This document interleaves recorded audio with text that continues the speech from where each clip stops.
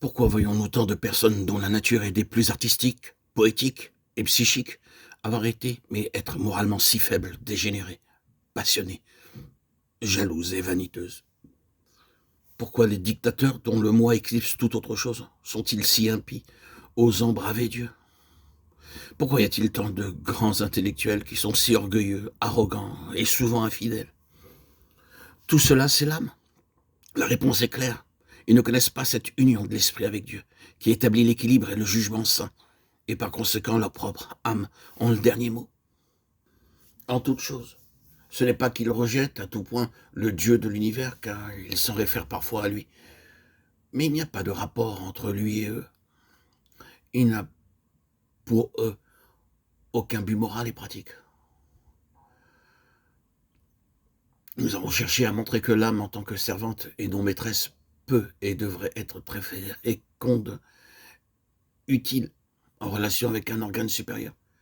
Ainsi, lorsque nous disons de certaines personnes qu'elles sont psychiques, nous exprimons simplement le fait que l'âme domine, et non que l'âme est coupable ou nécessairement mauvaise. L'ordre divin est toujours une loi de plénitude divine. Une distinction a été faite par un certain auteur entre l'homme naturel et le vieil homme.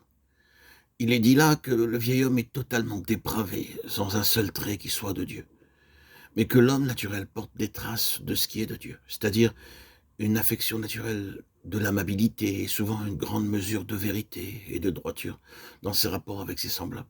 Cette distinction ou cette division à l'égard de l'homme est la base d'une polémique entre les humanistes et ceux qui affirment la dépravation totale. Ce que nous soulignons dans ce que nous vous disons, c'est que, tandis que l'âme n'est pas nécessairement mauvaise en tant que partie de l'être humain, il y a en elle deux choses qui la placent complètement en dehors du domaine humaniste du propre salut ou du mérite personnel devant Dieu. Premièrement, elle est sous l'empire de la vanité, car la création a été assujettie à la vanité, non pas volontairement, mais à cause de celui qui l'y a assujetti. Romains 8, 20. Et du grand ne peut pas, de 1 Corinthiens 2,14, l'homme naturel n'accueille point les choses qui sont de l'Esprit de Dieu, car elles sont pour lui une folie, et il ne peut pas les comprendre, car c'est spirituellement qu'on en juge. Secondement, l'âme est la sphère dans l'homme qui, par sa complicité avec elle, est devenu l'allié des puissances mauvaises. Et ce n'est que lorsque l'esprit de l'homme est vivifié et renouvelé qu'il reconnaît réellement combien terrible est cette alliance. Nous aimerions en même temps rappeler que l'âme est une servante très responsable.